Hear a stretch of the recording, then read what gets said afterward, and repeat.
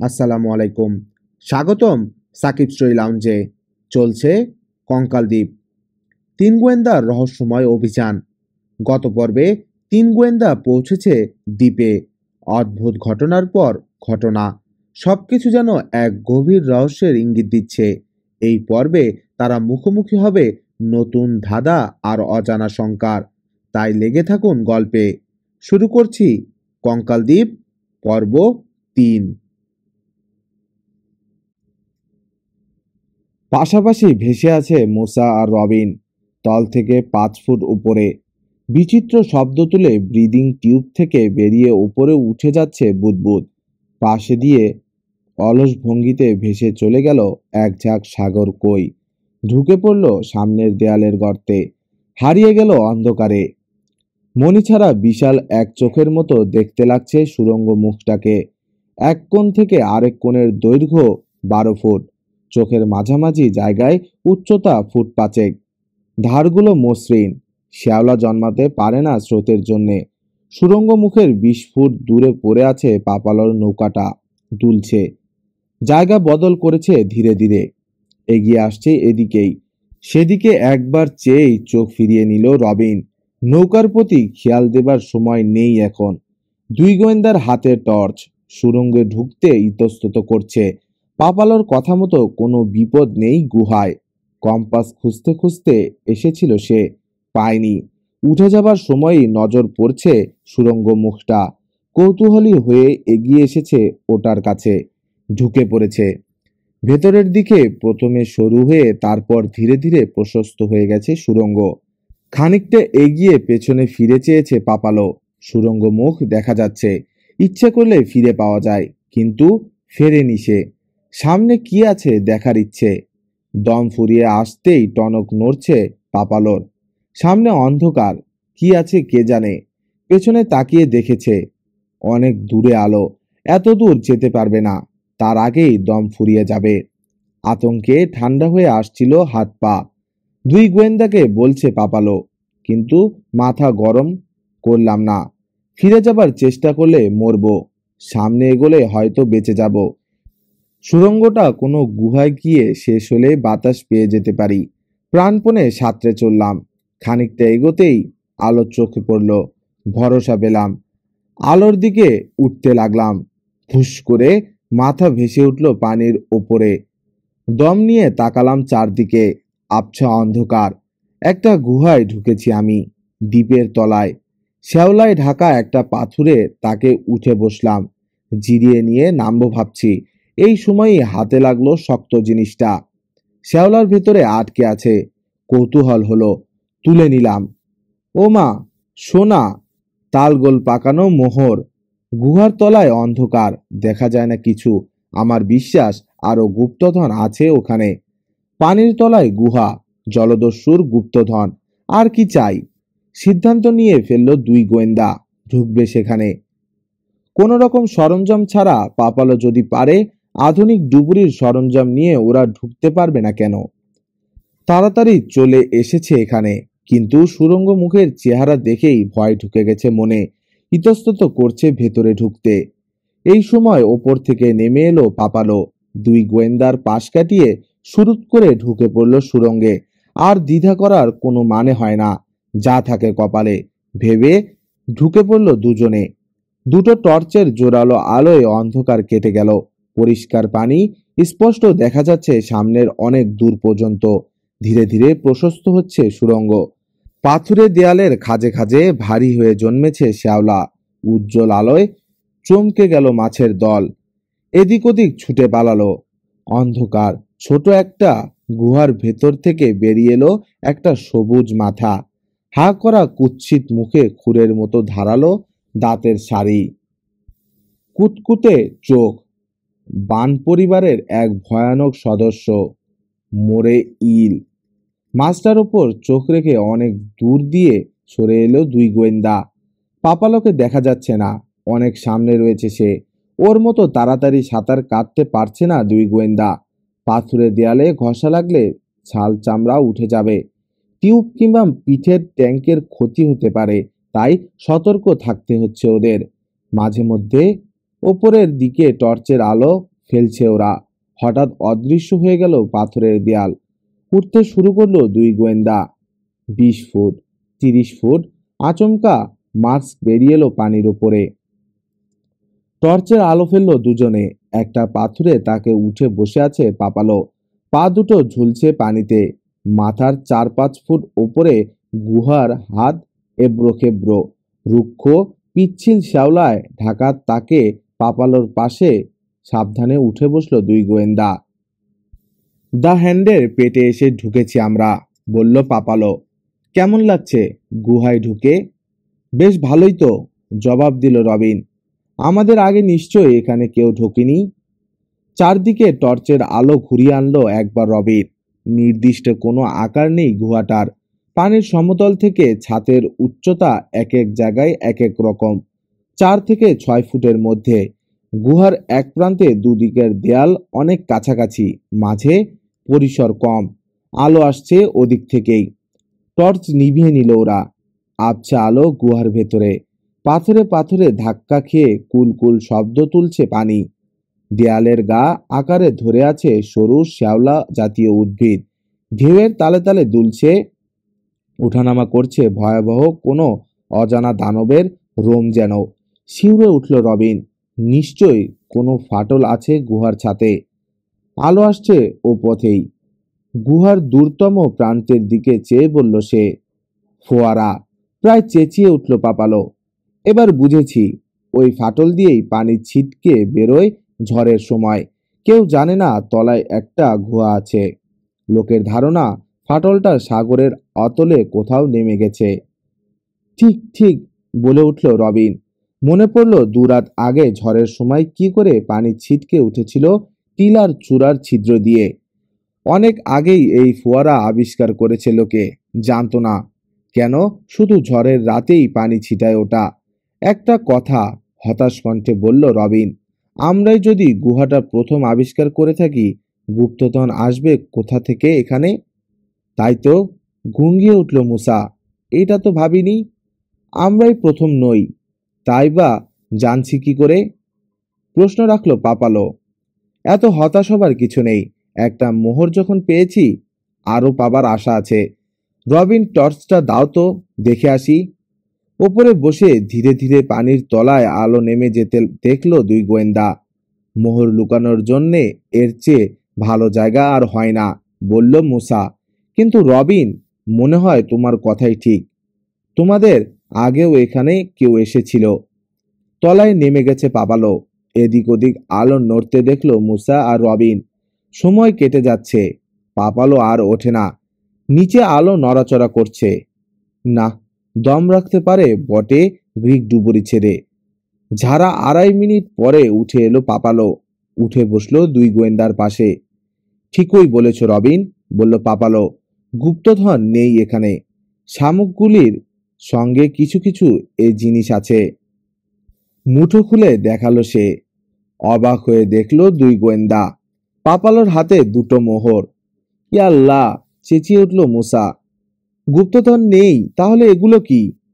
আমি বলতে চাইছি হাজার হাজার মোহর এক জায়গায় স্তূপ করে রাখা নেই। একটা দুটো ছড়িয়ে ছিটিয়ে আছে বালিতে।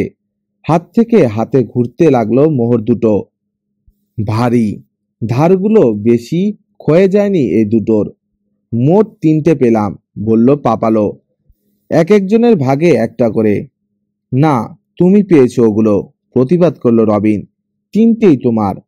একসঙ্গে এসেছি, যেই পাই সমান ভাগে ভাগ করে নেব, দৃঢ় গলায় বলল পাপালো। চলো, 3 জনে যাই এবার। আরো পাওয়া যাবে। হয়তো নতুন আরেকটা নৌকা কিনতে পারবো। বাবার চিকিৎসা করাতে পারবো। চলো চলো। দ্রুত হাতে ফেস মাস্ক পরে নিল মুসা আর রবিন। পাপালোর সঙ্গে সঙ্গে নেমে পড়ল পানিতে। তলার বালিতে ছড়িয়ে আছে অসংখ্য শামুক, গুগলি, ঝিনুক।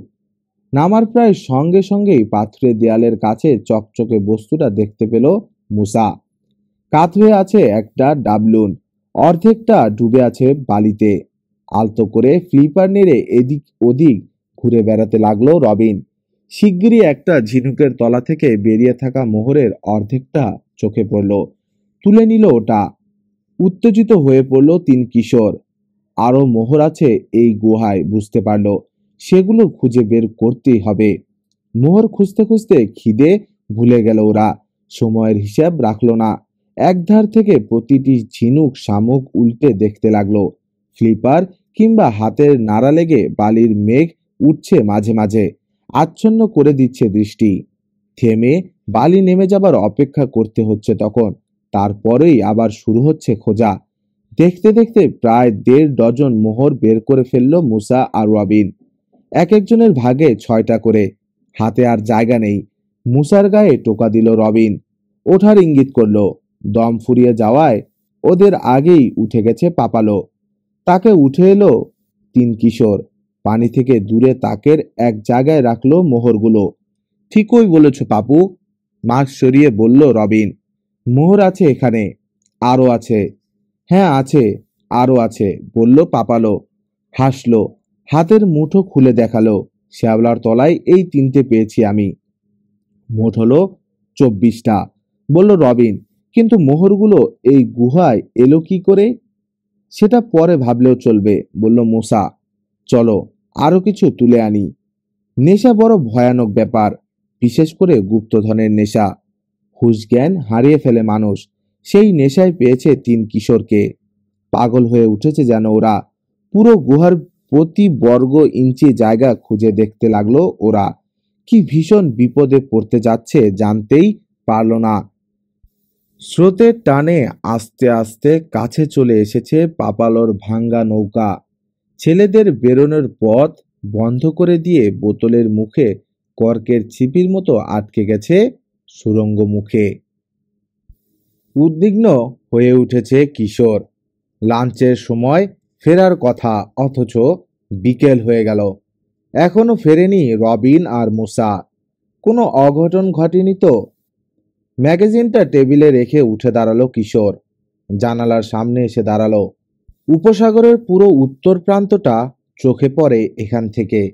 কিন্তু কই, কোনো ছোট পালের নৌকা তো চোখে পড়ছে না।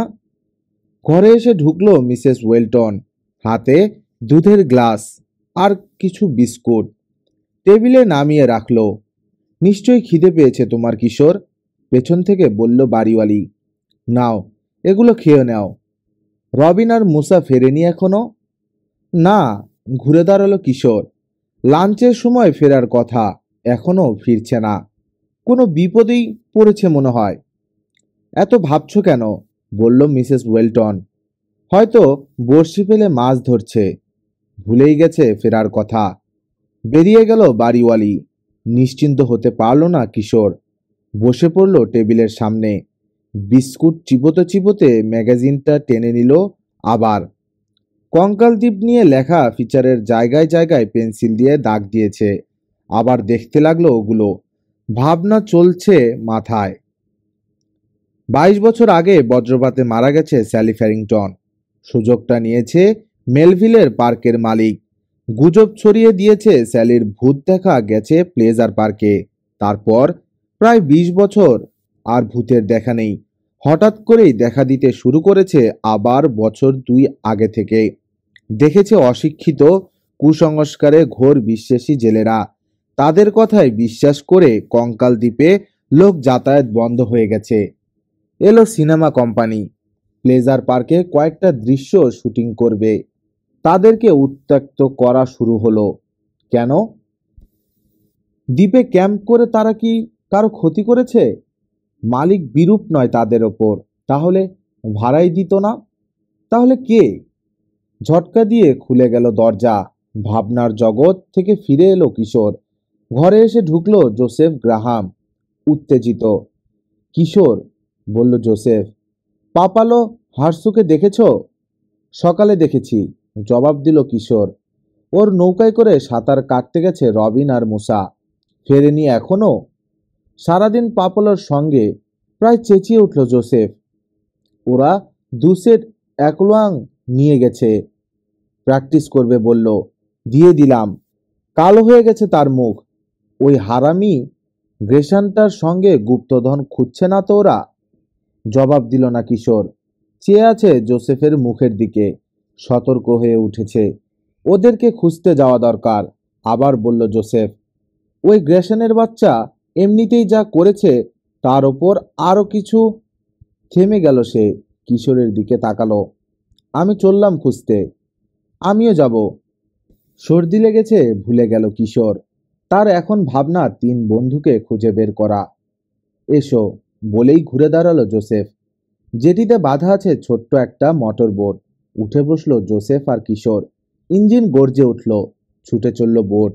এমনিতেই যা করেছে, কথাটার মানে কি জানার কৌতূহল হচ্ছে কিশোরের, কিন্তু জিজ্ঞেস করতে পারল না। কথা বলার মেজাজে নেই জোসেফ। থমথমে গম্ভীর মুখ। হুইলে চেপে বসেছে আঙ্গুল। কঙ্কাল দ্বীপের জেটিতে এসে বোট রাখলো জোসেফ। একটা খুঁটির সঙ্গে বেঁধে ফেলল। 5 জনের জায়গা হবে না এই বোটে, বলল জোসেফ। তাছাড়া সব সরঞ্জাম নিয়ে তৈরি হয়ে যেতে চাই। ডুব দেবার দরকার পড়বে কিনা কে জানে। কি ব্যাপার, এত দুশ্চিন্তা কেন জোসেফের, ভাবল কিশোর। পাপলের সঙ্গে ডুব দিতে গেছে রবিন আর মুসা। কি হয়েছে তাতে? কোনো অঘটন আশা করছে জোসেফ। পাশের বড় বোটটায় উঠে গেল জোসেফ। কিশোরও উঠল। গর্জে উঠল বোটের শক্তিশালী ইঞ্জিন।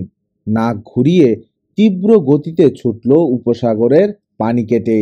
প্রথমে পুরো কঙ্কাল দ্বীপের চারপাশে একবার চক্কর দিল জোসেফ। পাপালোর বোটের চিহ্ন নেই। দা হ্যান্ডের দিকে রওনা দিল সে। শিগগিরই পৌঁছে গেল দা হ্যান্ডে। দ্বীপের চারপাশে 2বার চক্কর দিল। নেই। ইঞ্জিন নিউট্রাল করে বলল জোসেফ। কঙ্কাল দ্বীপে নেই, দা হ্যান্ডে নেই। তার মানে একটা দিকেই গেছে নৌকাটা, উপসাগরের পূবে। ঠিক ওদিকেই গেছে। চিন্তিত ভঙ্গিতে মাথা ঝোঁকালো কিশোর। আবার গিয়ার দিল জোসেফ। চলতে শুরু করলো বোট। নাক ঘুরে গেল পূর্ব দিকে। তাকে উঠে বসে আছে রবিন, মুসা আর পাপালো। কোমরের কাছে উঠে এসেছে পানি। আগের চেয়ে 2 ফুট বেড়েছে। পাথুরে দেয়ালে বাড়ি মারছে ছলাদ, ছলছলা ছলাদ, ছলছলা। ধীরে ধীরে কমে আসছে গুহার ভেতরের আলো। মোহরের নেশায় আর কোনো দিকেই খেয়াল নেই 3 জনের। গোটা 50 মোহর খুঁজে পেয়েছে। কোমরের থলেতে ঢুকিয়ে রেখেছে ওগুলো পাপালো। জোয়ার এসেছে। প্রথম খেয়াল করলো পাপালো। চলো বেরিয়ে পড়ি, আর মোহর নেই এখানে। ঠিক সায় দিয়ে বলল মুসা। গত আধ ঘন্টায় আর একটাও পাইনি। খিদেও লেগেছে, চলো যাই। আগে আগে চলল মুসা। সুড়ঙ্গ মুখে আটকে থাকা নৌকাটা প্রথমে দেখতে পেল সেই। ওপরের দিকটা এপাশে। সুড়ঙ্গের ছাতের একটা খাঁজে ঢুকে গেছে মাস্তুলের আগা। বাইরে থেকে ধাক্কা দিচ্ছে স্রোত। শক্ত হয়ে আটকে গেছে নৌকা। টর্চের আলোয় সব পরিষ্কার দেখতে পাচ্ছে মুসা। নৌকার চারপাশে ফাঁক নেই বললেই চলে। আটকে গেছে ওরা। বুঝতে অসুবিধা হলো না তার। মুসার পাশে চলে এসেছে রবিন। সামনের দৃশ্য সেও দেখল। এগিয়ে গেল 2 জনে। ধাক্কা দিল নৌকার গায়ে। নড়াতে পারল না, পাবেও না, বুঝে গেল। ঠিক এই সময় ওদের পাশে এসে থামলো পাপালো। এক মুহূর্ত চেয়ে রইল নৌকাটার দিকে। বুঝে গেল যা বোঝার। ডিগবাজি খেয়ে ঘুরল। তীরের মতো ছুটে চলে গেল গুহার দিকে। তার দম ফুরিয়ে গেছে। গুহায় ফিরে যাওয়া ছাড়া উপায় নেই। মুসা আর রবিনও খেয়াল করলো এতক্ষণে ট্যাঙ্কে গ্যাস ফুরিয়ে এসেছে। আরেকবার প্রাণপণ চেষ্টা করলো নৌকাটার সরানোর। ব্যর্থ হয়ে পাপালোর পথ অনুসরণ করলো। মিনিট 2 পর তাকে বসে আছে 3 কিশোর। কোমর ছাড়িয়ে উঠে এসেছে এখন পানি। ভালো মতো ফাঁদে আটকেছি আমরা, বলল পাপালো। জোয়ার যতই বাড়বে নৌকাটা আরো শক্ত হয়ে আটকাবে। হ্যাঁ, বিষণ্ণ কণ্ঠে বলল মুসা। এমন কাণ্ড ঘটবে কে জানতো। আমি কিন্তু আগেই খেয়াল করেছিলাম, বলল রবিন। স্রোতের টানে ধীরে ধীরে সরে আসছে নৌকাটা। গুরুত্ব দেয়নি তখন ব্যাপারটাকে। যা হবার তা তো হলো। এখন কি করব? দীর্ঘ নীরবতা। কেউ কোনো পরামর্শ দিতে পারল না। জোয়ার নামার সময় হয়তো টানের চোটে নেমে যাবে নৌকাটা, বলল পাপালো। কিন্তু কয়েক ঘন্টা থাকবে জোয়ার। গুঙ্গিয়ে উঠল মুসা। তারপরে যদি নৌকা না নামে ততক্ষণ আমরা বাঁচব কিনা তাই বা কে জানে। রবিনের গলায় আতঙ্ক। আরো বড় সমস্যা আসছে। কি বললে? ঝট করে রবিনের দিকে ফিরল পাপালো। দেখো, বলল রবিন। হাতের টর্চের আলো পড়েছে ছাতে। ভেজা ভেজা, শ্যাওলা লেগে আছে। তাতে কি? মুসার প্রশ্ন। জোয়ারের সময় ওখানে উঠে যায় পানি। রবিনের গলা কাঁপছে। খাঁচায় ভরে ইঁদুরকে পানিতে চুবিয়ে রাখলে যা হয়, আমাদেরও সেই অবস্থা হবে। কারো মুখে কথা নেই আর। গুহার দেয়াল ছলাৎ ছলাৎ বাড়ি মারছে পানি। ধীরে ধীরে উঠে আসছে উপরে। দ্বীপের দিকে চেয়ে হঠাৎ চেঁচিয়ে উঠল কিশোর, মিস্টার গ্রাহাম, বোট ফেরান, কি যেন দেখা যাচ্ছে। পুরো কোচকালো জোসেফ, কিন্তু বোট ফেরালো। 1 মিনিট পরেই দ্বীপের একপাশে খুদে সৈকতের ধারে এসে থামল বোট। লাফ দিয়ে নেমে এলো কিশোর। ছুটল, চলে এলো অন্য পাশে, যেখানে জিনিসগুলো দেখেছিল। আছে, পাথরের ওপর বিছিয়ে আছে কাপড়, শুকিয়ে এসেছে। পায়ের আওয়াজ শুনে ফিরে চাইল কিশোর। জোসেফ গ্রাহাম আসছে। ওদের কাপড়, বলল কিশোর। কাছে পিঠেই নিশ্চয়ই কোথাও আছে ওরা। দেখি, টিলাটায় চড়ে দেখে আসি আমি। ছেলেদের কাপড়গুলোর দিকে চেয়ে আছে জোসেফ। হতবুদ্ধি হয়ে গেছে যেন। কিশোরের দিকে ফিরে চেঁচিয়ে বলল, নৌকাটা নেই। আমি শিওর। এখানে কাপড় চোপড় খুলে রেখে কোনো কারণে। জোসেফের কথা শোনার অপেক্ষা করছে না কিশোর। ছুটে যাচ্ছে টিলার দিকে। চূড়ায় উঠে এলো কিশোর। নিজের চোখকে বিশ্বাস করতে পারছে না। কোথাও দেখা যাচ্ছে না নৌকাটা। ধপ করে একটা পাথরের ওপর বসে পড়ল হতাশ ভঙ্গিতে। পাশে এসে দাঁড়ালো জোসেফ। পুরো দ্বীপটা দুবার চক্কর দিয়েছি, দেখিনি ওদের। তার মানে এখানে নেই। লাথি মারলো একটা ছোট্ট পাথরে। ক্ষোভ চাপা দিতে পারছে না। গড়াতে গড়াতে গিয়ে ছোট একটা গর্তে পড়ল পাথরটা। এক মুহূর্ত পরেই পানিতে পড়ার চাপার শব্দ কানে এলো। ব্যাপারটা খেয়াল করলো কিনা ওরা বোঝা গেল না। ঠিকই বলেছেন, উঠে দাঁড়াতে দাঁড়াতে বলল কিশোর। পূব উপকূলেই খুঁজতে হবে, কিন্তু কাপড় এখানে ফেলে গেল কেন ওরা? চলো, বলল জোসেফ। আগে কোস্টগার্ডকে খবর দিতে হবে। সাজের বেশি বাকি নেই। অন্ধকার নামার আগেই খুঁজে বের করতে হবে ওদের। বোটের দিকে এগিয়ে চলল জোসেফ। অনুসরণ করলো কিশোর। চিমটি কাটছে নিচের ঠোঁটে। পেয়েছি, হঠাৎ চেঁচিয়ে উঠল কিশোর। পাই করে ঘুরেই ছুটল টিলার দিকে। ছোট গর্তটার উপর গিয়ে হুমড়ি খেয়ে পড়ল। গর্তের মুখের কাছে মুখ নিয়ে গিয়ে চেঁচিয়ে ডাকলো, মুসা, রবিন, তোমরা আছো এখানে? বলেই কান রাখলো গর্তের ওপর। এক মুহূর্ত নীরবতা। বুকের ভেতর ধড়াস ধড়াস করছে কিশোরের। তবে কি ভুল করছে সে? অনুমান ঠিক হয়নি। হঠাৎ শোনা গেল জবাব, চাপা কিন্তু পরিষ্কার, মুসার গলা। কিশোর, ফাঁদে আটকে গেছি, তাড়াতাড়ি বের করো আমাদের। জোয়ার এসেছে, পানি আরো বেড়ে গেলে ডুবে মরবো। জলদি, জলদি করো। কিশোর! দ্রুত বাড়ছে পানি। গুহার দেয়ালে জন্মে থাকা জলজ আগাছা আঁকড়ে ধরে আছে ওরা। ঝাপাঝাপি করছে পানি দেয়ালে দেয়ালে। ধাক্কা দিয়ে ফেলে দিতে চাইছে ওদেরকে তাক থেকে। আর বেশি বাকি নেই। ছাতে গিয়ে ঠেকবে পানি। এত দেরি করছে কেন? বিড়বিড় করল মুসা। কাঁপছে ঠান্ডা ভয়ে। তার মনে হচ্ছে এক যুগ আগে গড়িয়ে পড়েছিল ছোট্ট পাথরটা। চমকে উঠেছিল ওরা। খানিক পরেই ডাক শোনা গিয়েছিল কিশোরের। বিপদে আছে, জানিয়েছে মুসা। তার মানে সাহায্য আসবেই। কিন্তু আর কত দেরি? অপেক্ষা ছাড়া করার আর কিছুই নেই। কাজেই অপেক্ষা করতে লাগলো ওরা। মাঝে মাঝে টর্চ জেলে দেখে নিচ্ছে ছাতে পানি ঠেকতে আর কত বাকি। ব্যাটারিও ফুরে এসেছে। আলোর উজ্জ্বলতা নেই, তবু অন্ধকারে ম্লান ওই আভাটুকু সাহায্য করছে অনেক। শোনো, হঠাৎ বলল পাপালো, মোহর পেয়েছি। এটা ফাঁস করব না আমরা। কেন? জানতে চাইল রবিন।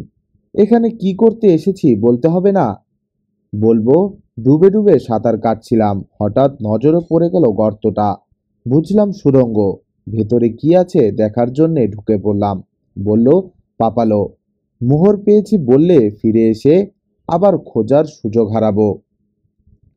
হারালে হারাবো, বলল রবিন। এখানে দ্বিতীয়বার আর ঢুকতে চাই না আমি।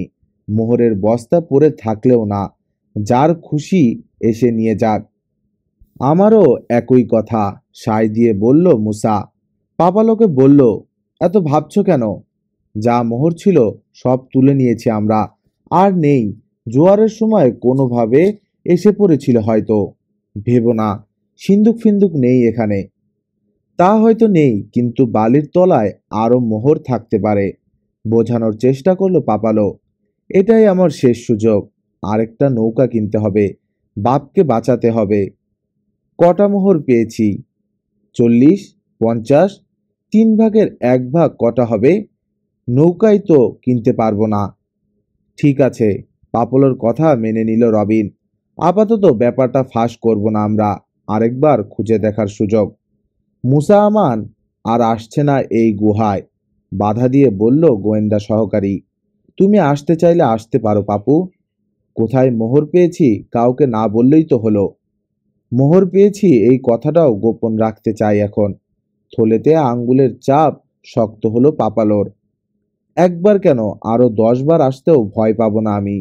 কপাল খারাপ তাই বিপদে পড়ে গেছি। কে ভাবতে পেরেছিল সুড়ঙ্গ মুখে এসে নৌকা আটকাবে? এমন ঘটনা সব সময় ঘটে না। জোসেফ আর কিশোর কতখানি কি করছে কে জানে। গুঙ্গিয়ে উঠল মুসা। কোস্টগার্ডকে খবর দিতে গিয়ে থাকলেই সেরেছে, ফিরে এসে আর পাবে না আমাদেরকে। নৌকাটাকে সরাতে শক্তি দরকার, বলল রবিন। ভেঙে ফেলতে হবে, কিংবা শাবল দিয়ে চার মেরে বের করে নিতে হবে। অনেক সময় লেগে যাবে তাতে। ঢেউয়ের ধাক্কায় কাত হয়ে গেল মুসা। আগাছা আঁকড়ে ধরে সামলে নিল। তাক থেকেই ফেলে দেবে দেখছি। হ্যাঁ, যা বলেছিলাম। কমসে কম 2 ঘন্টা তো লাগবেই, ততক্ষণে আমরা শেষ। কিশোর জেনেছে আমরা এখানে আছি। নিরাশ হচ্ছে না রবিন। কিছু একটা ব্যবস্থা করে ফেলবেই ও। ঠিক বের করে নিয়ে যাবে আমাদের। দেখো, সেই প্রার্থনাই করো, নিচু গলায় বলল পাপালো। মুসার কাছ থেকে সাড়া পাবার পর মাত্র 15 মিনিট পেরিয়েছে। তীর থেকে শখানেক ফুট দূরে ভাসছে এখন মোটর বোট। Engine neutral. হাল ধরেছে কিশোর।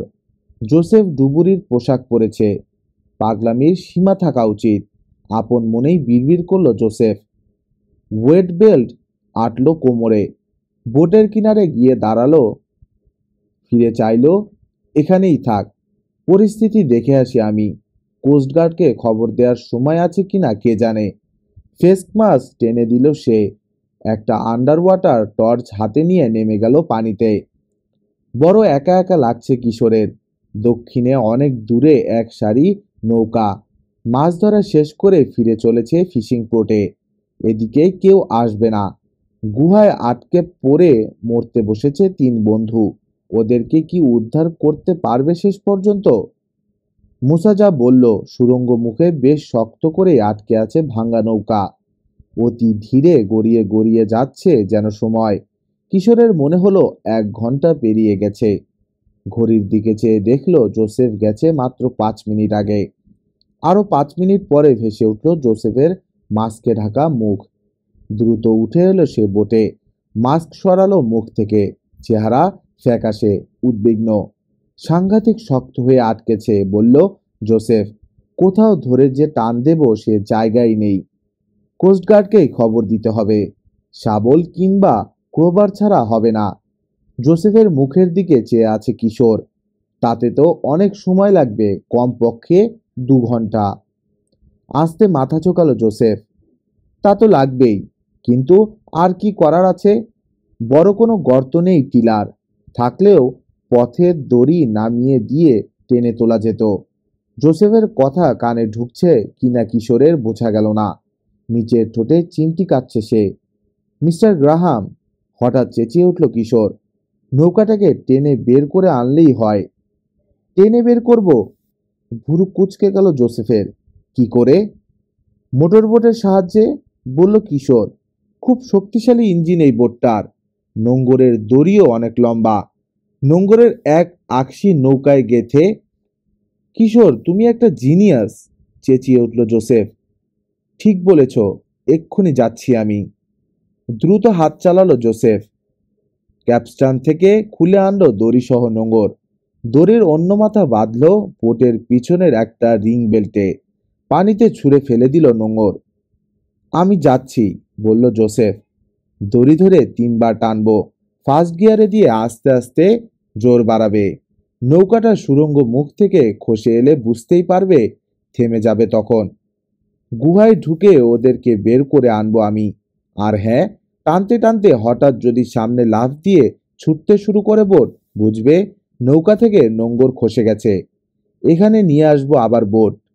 আমার ওঠার অপেক্ষা করবে, ঠিক আছে? মাথা চোকালো কিশোর। নেমে গেল জোসেফ।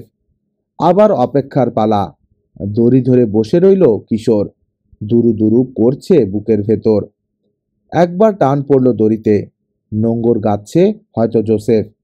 1 মিনিট কাটলো, 2 মিনিট। হঠাৎ টান পড়ল দড়িতে। জোরে জোরে 3বার। লাফ দিয়ে উঠে এলো কিশোর। ড্রাইভিং সিটে বসেই গিয়ার দিল। ধীরে ধীরে চলতে শুরু করলো বোট। তারপর থেমে গেল হঠাৎ করেই। টান টান হয়ে গেছে দড়ি। এক্সিলেটরে চাপ বাড়াচ্ছে কিশোর। হুইলে হাতের আঙ্গুল চেপে বসেছে। নোঙর বাঁধা দড়ির মতোই টান টান হয়ে গেছে তার স্নায়ু। গর্জন বাড়ছে শক্তিশালী ইঞ্জিনের। প্রথম কয়েক মুহূর্ত কিছুই ঘটল না। তারপর সামনে বাড়তে লাগলো বোট। ধীরে, অতি ধীরে। 1 ইঞ্চি, 2 ইঞ্চি করে। বিশাল মরা তিমিকে টেনে নিয়ে যেতে চাইছে যেন টাগবোট। হঠাৎ সামনে লাফ দিল বোট। সেরেছে, ভাবল কিশোর। গেছে হয়তো ছুটে। কিন্তু না, যতখানি জোরে ছোটা উচিত তত জোরে এগোচ্ছে না তো বোট। তার মানে নৌকাটা আটকে আছে নোঙরে। ওটাকে টেনে নিয়ে চলেছে বোট। 20 ফুট, 50 ফুট, 100 ফুট দূরে গিয়ে ইঞ্জিন নিউট্রাল করে দিল কিশোর। প্রায় সঙ্গে সঙ্গেই থেমে দাঁড়ালো বোটটা। সিট থেকে উঠে পেছনে চলে এলো কিশোর। কোমরের বেল্ট থেকে ছুরি খুলে নিয়ে কেটে দিল দড়ি। ফিরে এসে বসলো আবার ড্রাইভিং সিটে। আবার আগের জায়গায় বোট ফিরিয়ে নিয়ে এলো কিশোর। অপেক্ষা করতে লাগলো। 1 মিনিট, 2 মিনিট। হুশ করে বোটের পাশেই ভেসে উঠল একটা মাথা। জোরে শব্দ করে শ্বাস নিল পাপালো হারকুস। বোটের গা ঘেঁষে এলো। থলেটা ছুঁড়ে দিল ভেতরে। চেঁচিয়ে বলল, জলদি লুকাও ওটা। ভেতরে মোহর। কারো কাছে ফাঁস করা চলবে না এখন। হাত ধরে আগে পাপালোকে বোটে উঠতে সাহায্য করলো কিশোর।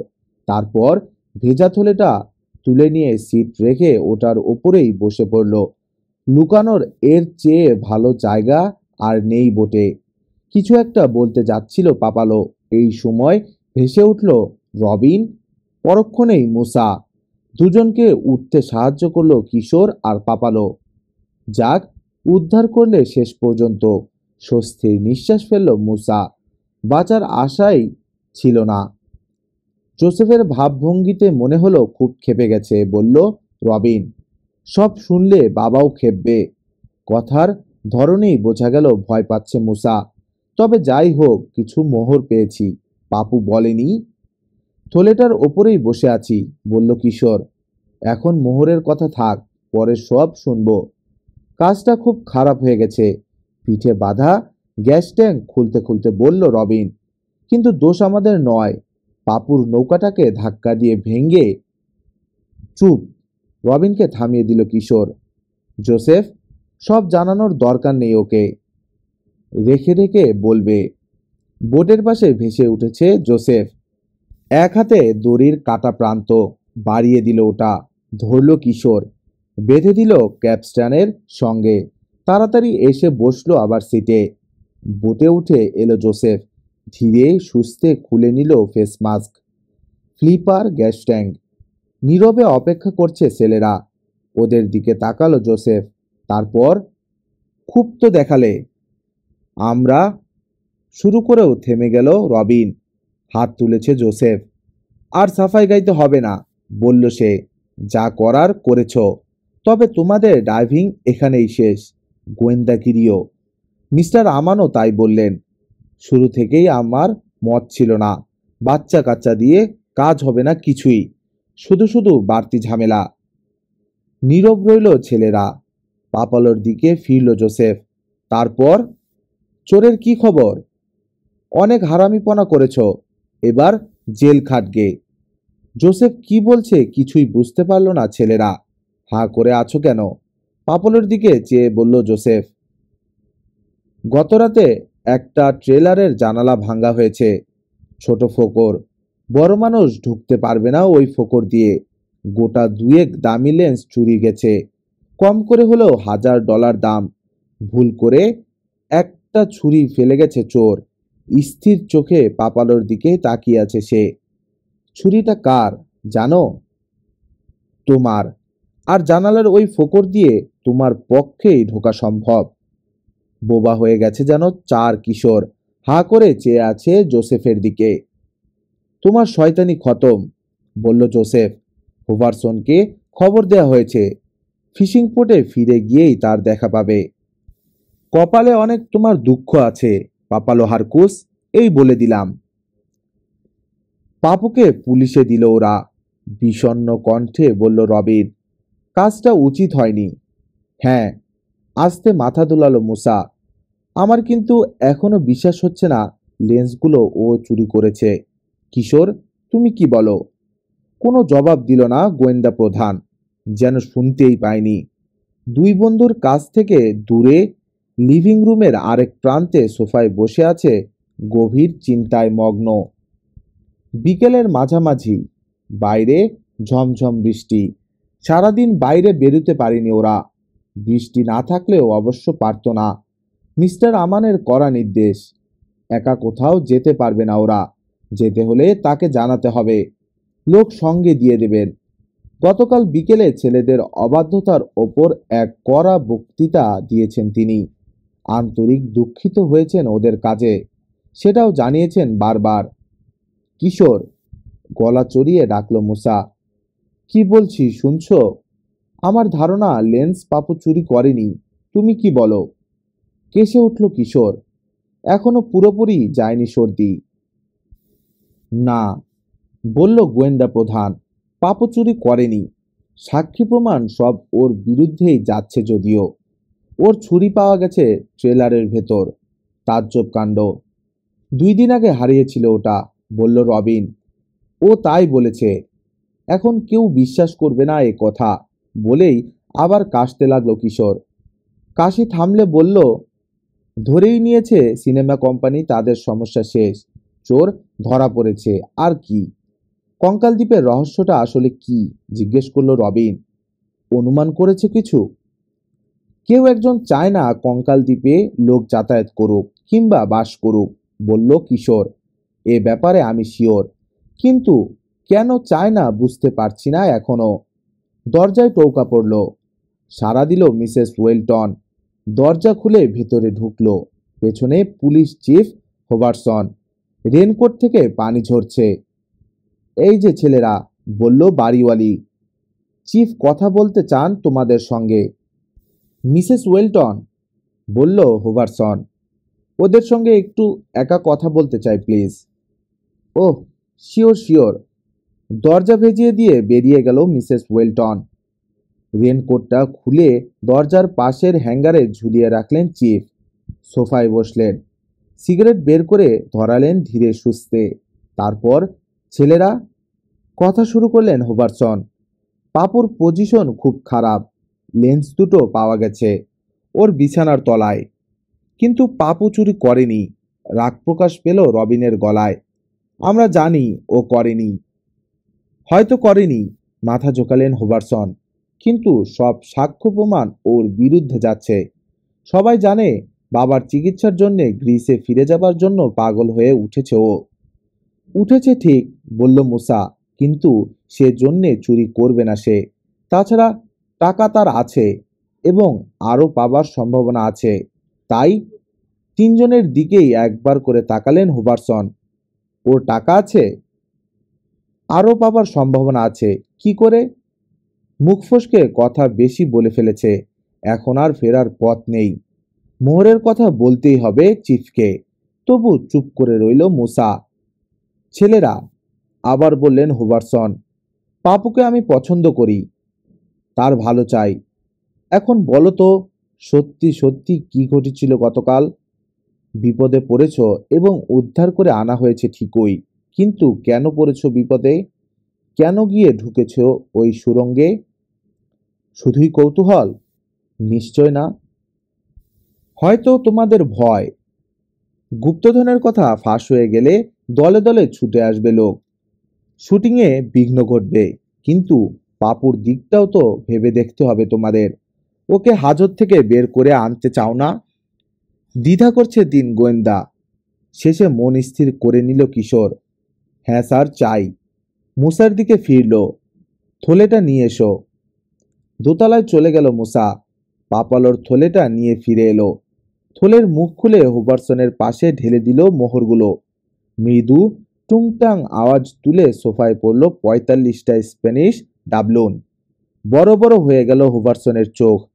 মাই গড, জলদস্যুর গুপ্তধন! পাপু পেয়েছে? পাপু, মুসা আর রবিন, বলল কিশোর। দা হ্যান্ডের গুহায় ফিরে গিয়ে আরো খোঁজার ইচ্ছে আছে পাপালোর। সেজন্যেই গোপন রেখেছি ব্যাপারটা। হুম। ঝট করে চোখ তুললেন হুবারসন। আমিও তোমাদের দলে। মোহর পেয়েছ, কাউকে বলবো না। তাহলে বুঝতেই পারছেন স্যার। আগের কথার খেই ধরল রবিন। টাকার জন্যে চুরি করার দরকার নেই পাপুর।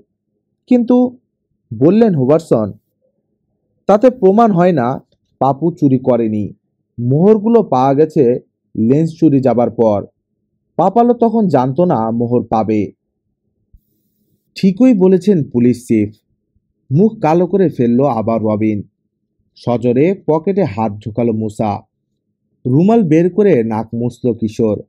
তারপর বলল, রাফাত চাচা, মিস্টার সিম্পসন আর মিস্টার গ্রাহামের ধারণা স্কেলিটন আইল্যান্ডের রহস্যের সমাধান হয়ে গেছে। তারা মনে করছেন যত নষ্টের মূলে ছিল ওই পাপু।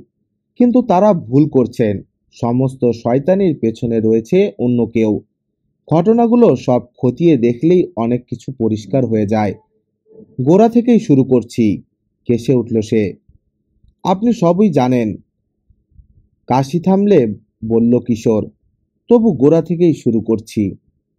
মাঝে অনেক দিন বিরতি দিয়ে হঠাৎ করে আবার স্কেলিটন আইল্যান্ডে ভূতের উপদ্রব শুরু হলো কেন? সিনেমা কোম্পানির ওপর ওই বিশেষ নজর কেন চোরের? প্লেন থেকে নামতে না নামতে কার কি এমন ক্ষতি করে ফেললাম যে ঝড়ের রাতে দা হ্যান্ডে নির্বাসন দিয়ে আসা হলো আমাদেরকে? সবগুলো প্রশ্নের একটাই সহজ উত্তর, কেউ একজন চায় না স্কেলিটন আইল্যান্ডে লোক যাতায়াত করুক, কিংবা বাস করুক, কিংবা ওটার ব্যাপারে খোঁজ খবর করুক। এবং সেটার প্রমাণও পেয়েছি গতকাল বিকেলে। ডাক্তার রোজারের চেম্বার থেকে ফিরছিলাম।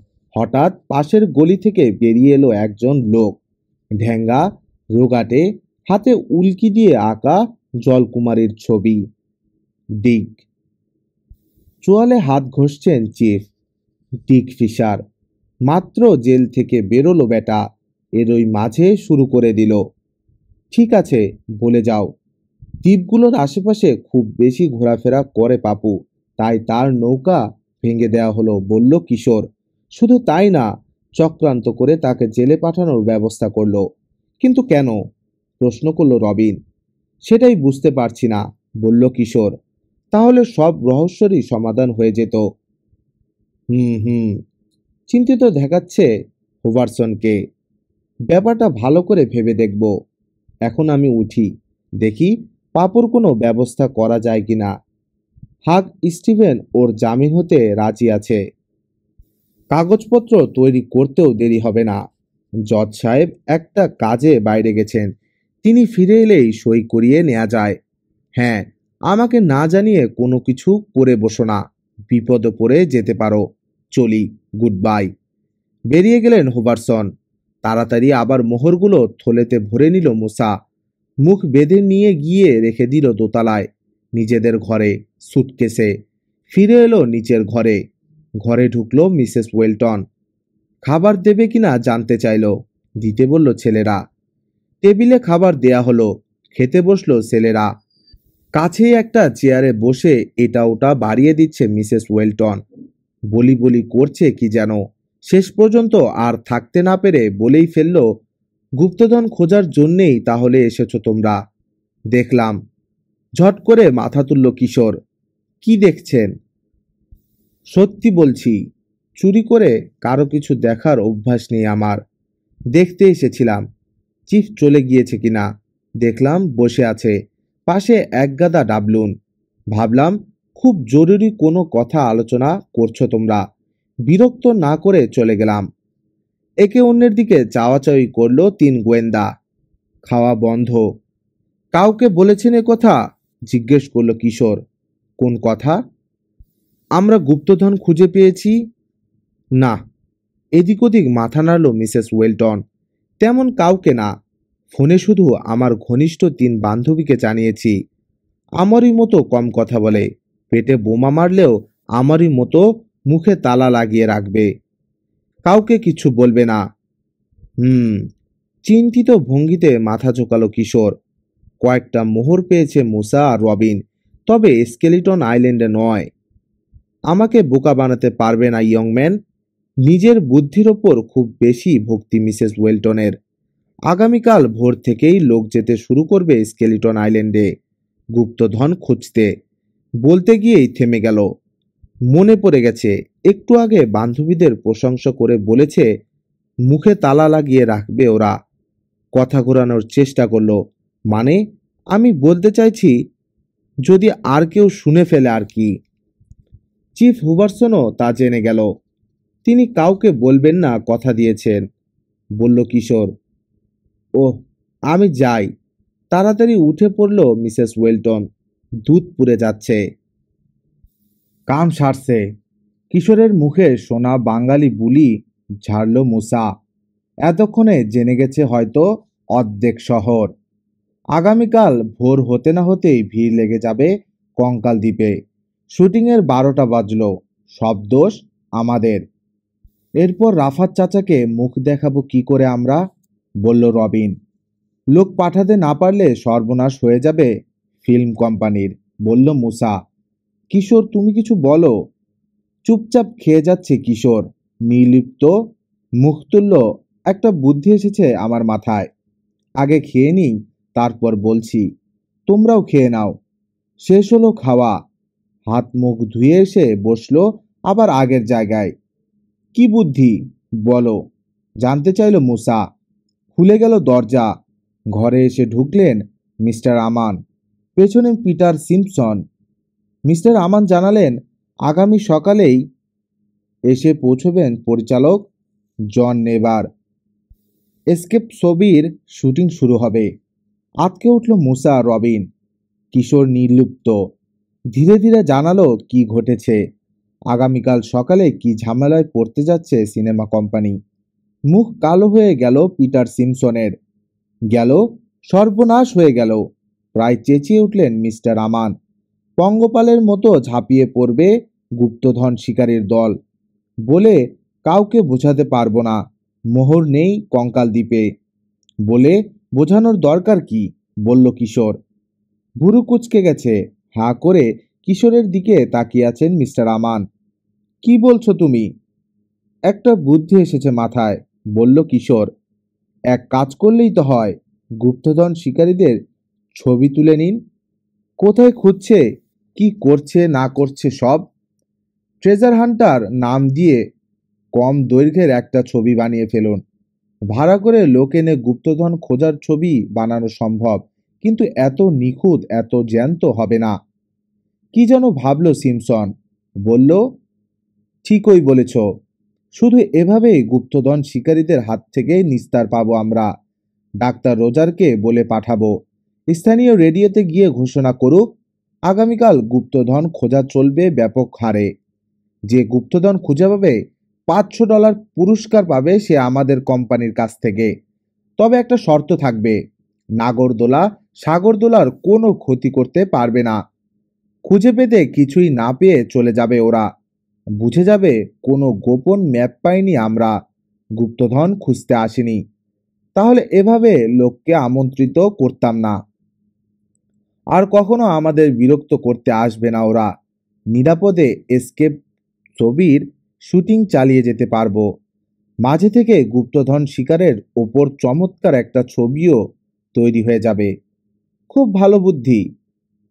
হু, ধীরে মাথা ঝোঁকালেন মিস্টার আমান। ঠিকই, তাহলে এখনই ফোন করে সব কথা জানানো উচিত মিস্টার নেবারকে।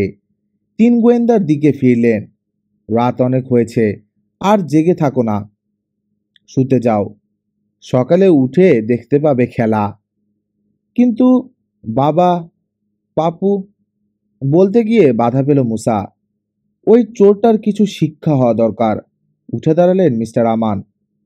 পিটার, চলো যাই। ডাক্তার রোজারকেও খবর পাঠাতে হবে। তাড়াহুড়ো করে বেরিয়ে গেল দুজনে। উফ, বাঁচলাম, আরাম করে হেলান দিয়ে বলল মুসা। কি ঘাবড়েই না গিয়েছিলাম। কিন্তু পাপুর ব্যাপারটা কি হবে?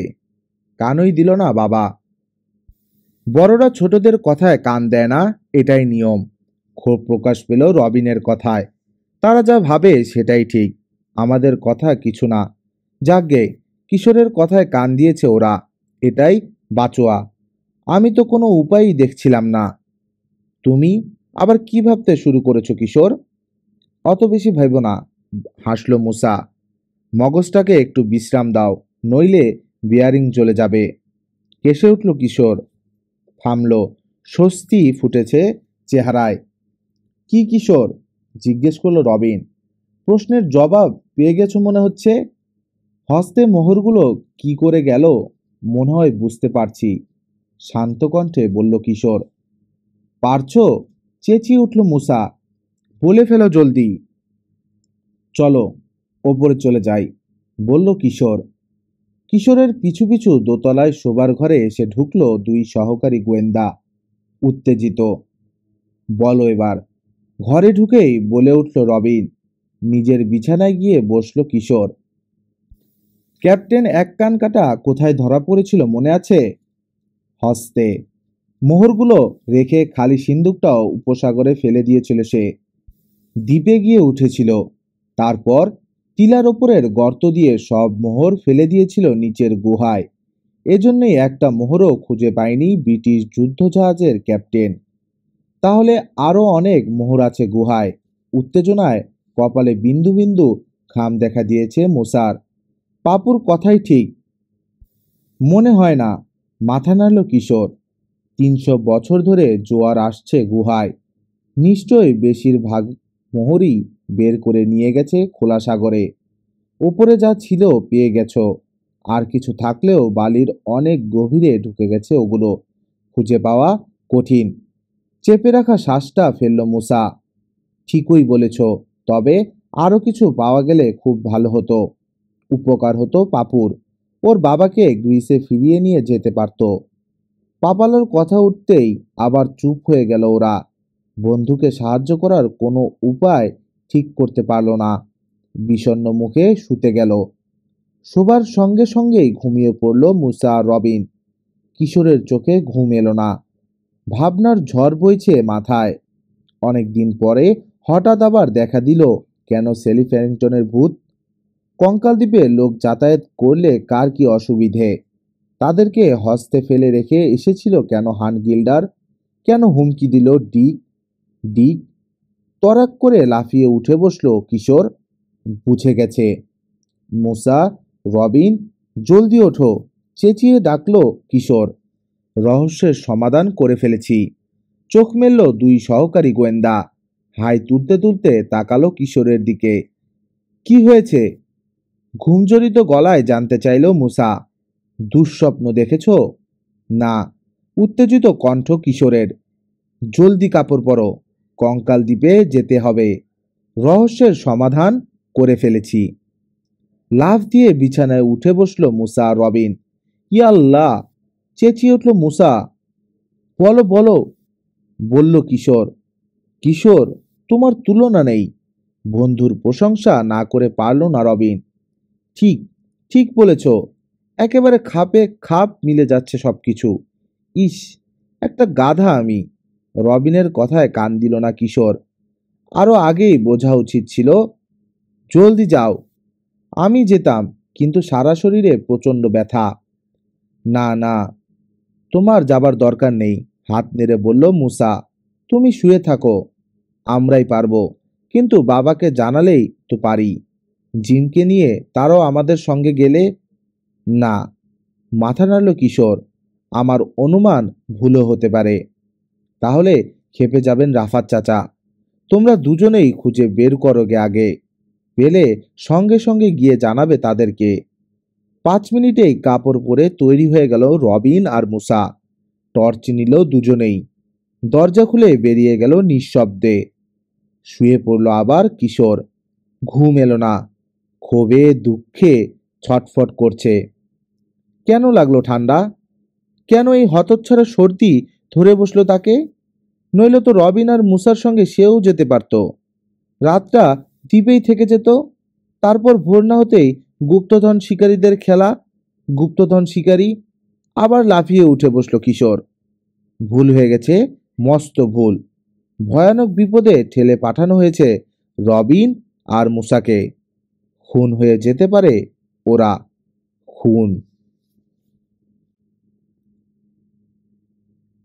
আপনি শুনছিলেন কঙ্কাল দ্বীপের 3য় পর্ব। রহস্য এবার যেন সত্যি জট পাকাতে শুরু করেছে। গল্পটা কেমন লাগলো জানাতে ভুলবেন না কমেন্টে। লাইক আর সাবস্ক্রিপশন আমাদের জন্য খুব গুরুত্বপূর্ণ, তাই পাশে থাকুন প্রতিটি রোমাঞ্চে। ধন্যবাদ সবাইকে। সুস্থ থাকুন, ভালো থাকুন আর গল্পে থাকুন।